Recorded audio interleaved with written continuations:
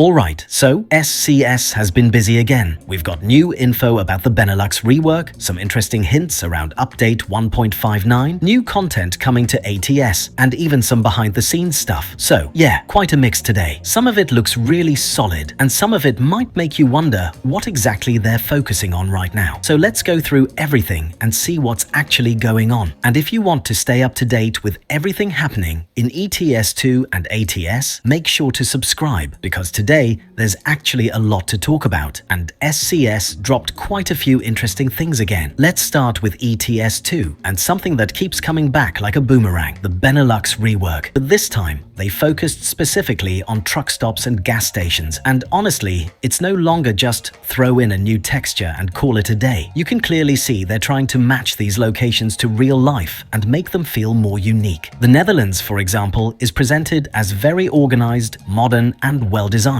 Basically, exactly how it looks in real life. We've got compact, urban-style stations on the A8, a more industrial, port-like vibe in IJmuiden, and the biggest highlight, a super-modern eco-gas station on the A28, complete with solar panels and a sleek design that really stands out, even in-game. And this is where you start thinking, okay, this looks amazing. But at the same time, there's that question in the back of your head. Do we really need this level of detail on solar panels, or would it be better to focus more on systems that actually impact gameplay? Still, visually, it's seriously impressive. Belgium, on the other hand, got a very solid upgrade. Traffic there is heavier, and you can really feel that it's a central logistics hub of Europe. Reworked areas like the E34 between Antwerp and Turnhout now feature more realistic parking layouts and road design. And overall, they feel much closer to the real thing. In Liège, you can clearly see a more urban environment. And near the German border on the E40, we finally get something ETS2 used to lack, a proper sense of crossing between countries, with added detail and atmosphere around the border area. On top of that, we're getting French-style airy rest areas with different architecture and layouts, as well as smaller, more scenic stops like Wanlin in the Ardennes, surrounded by nature. Even Luxembourg, despite being small, has been refreshed and now looks more premium, which honestly fits the country pretty well. Now the key point,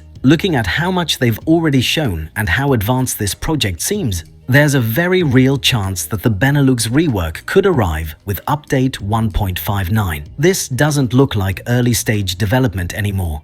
It feels like something that's close to being finished, and if that happens, it would be a really strong addition to the update, because visually, this region is starting to move away from the old ETS2 look and actually feel like a newer generation of the game. We also got some screenshots of new truck paint jobs, and once again, SCS shows they can absolutely nail visuals. We've got classic DAF trucks with bold colors and retro-style striping, newer models with more aggressive designs and contrasts, and cleaner, more minimalist looks for MAN and Renault. Scania continues to go for that full show truck vibe, which is perfect for screenshots and roleplay. Everything looks so good that naturally the question comes up, will we see these in 1.59? Or will SCS do what they often do, show it now and release it later in something like 1.60 or even 1.61? Now let's move on to something I think is actually underrated. The Island DLC blog and the developers behind it, because this isn't just meet the team, it actually gives you insight into why these maps look the way they do. You've got people working on very specific things: ports and ferry terminals, city design, vegetation, overall atmosphere, and locations like Galway or Killarney National Park. And none of this is random. They do detailed research on everything: architecture, road signs, layouts, even local vegetation and wildflowers. And on one hand, that's genuinely impressive. You can see how much effort goes into it. But on the other hand, it's also a bit funny because you've got perfectly accurate plants. While the AI still does completely random things on the road, the Island DLC itself looks very promising. Less highways, more scenic routes, wild coastlines, green landscapes, and a more relaxed driving experience overall. And yes, there will be colorful sheep, so honestly, that alone might be enough reason to drive there. Switching over to ATS, we start with South Dakota, and something that actually impacts gameplay: custom depots. These These aren't prefabs, they're hand-built locations, often inspired by real-world places, and that makes a big difference. There's a strong focus on agriculture, since South Dakota is one of the major agricultural exporters in the US, so you'll see farms, storage facilities, and all the infrastructure that comes with it. One really interesting detail is the shelter belt.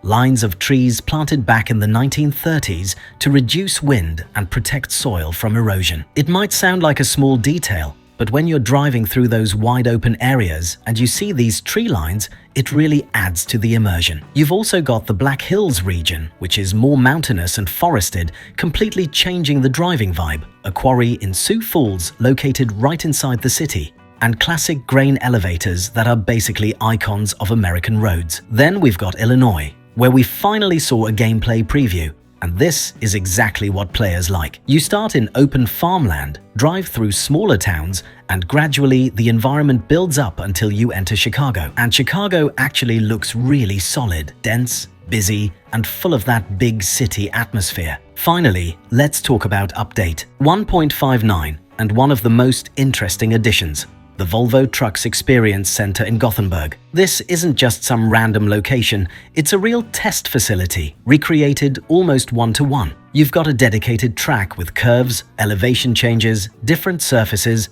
and sections designed to test braking, stability, and handling. What makes it even better is that SCS actually visited the location, collected reference data, recorded sounds, and even tested trucks themselves. So this isn't just inspired, it's directly based on the real thing. And this is exactly the kind of direction that makes sense. Something new, something interactive, something you can actually experience, not just look at. And lastly, the behind-the-scenes content, SCS on the road, and their visit to Bobcat in the Czech Republic. They visited both the HQ and the factory, saw how the machines are built, how production works, tested equipment, and recorded everything for the DLC. The factory employs over 900 people and produces around 20,000 machines per year for global markets. So it's a pretty big operation. And then there's that funny contrast. SCS goes there, scans everything, records it, and we end up hauling those machines as cargo in-game. And when you look at everything together,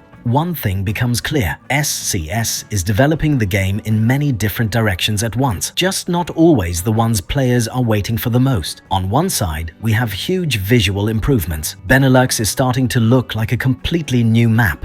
Ireland is shaping up to be one of the most atmospheric DLCs yet.